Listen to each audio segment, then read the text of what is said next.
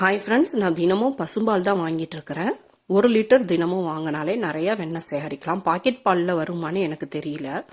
Extra இருக்கிற பாலை இது போல் உரக்குத்தி வச்சிருவேன். தயிராக யூஸ் பண்ணிக்கலாம், இல்லைன்னா தயிர்லேருந்து வெண்ணெய் கூட எடுத்துக்கலாம். தயிருக்கு ஒரு பாக்ஸும் ஆடைக்கு ஒரு பாக்ஸும் ஃப்ரிட்ஜில் வச்சிருவேன். பால் கொதிச்சதுமே சிம்மில் வச்சு ஒரு 10 நிமிஷம் கொதிக்க விடுவேன். அதுக்கப்புறம் ஆஃப் பண்ணிட்டு சிப்பி தட்டு மூங்கில் தட்டு போட்டு மூடி வச்சு எடுத்தா ஆடை நிறைய கிடைக்கும். அப்படி இல்லைன்னா பால் ஆறுனதும் ஃப்ரிட்ஜில் ஸ்டோர் பண்ணி வச்சுட்டு எடுத்தாலும் ஆடை நிறைய கிடைக்கும். அந்த ஆடையும் இந்த தயிர்லேயே மிக்ஸ் பண்ணி விடுறேன். இது போல் கிடைக்கக்கூடிய ஆடைகளை ஒரு சில்வர் பாத்திரத்தில் வச்சு ஃப்ரிட்ஜில் ஸ்டோர் பண்ணி வைப்பேன். அந்த மாதிரி ஒரு 10 நாள் சேகரித்த ஆடை தான் இது. இந்த ஆடையும் நான் என்ன பண்ணுறேன்னா இந்த தயிர்லேயே நல்லா மிக்ஸ் பண்ணி விடுறேன். ஆடையும் தயிராகணுங்கிறதுக்காக ஒரு 4 மணி நேரம் ரெஸ்ட் கொடுக்குறேன். இப்போ ஆடையும் நல்லா புளிப்பேறி தயிராகிடுச்சு. இப்போ லைட்டாக தான் கரண்டியால் கலக்கி கொடுத்தேன். கொடுத்த உடனே வெண்ணெய் திரண்டு வர ஆரம்பிச்சிடுச்சு.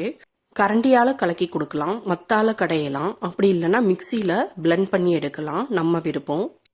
நல்லா திரண்டு வர்றதுக்காக ஒரு 5-6 ஐஸ் கியூபை கூட சேர்த்துக்கலாம். சேர்த்துட்டோம்னா ஒன்று போல நல்லா உருண்டு திரண்டு அழகாக வரும்.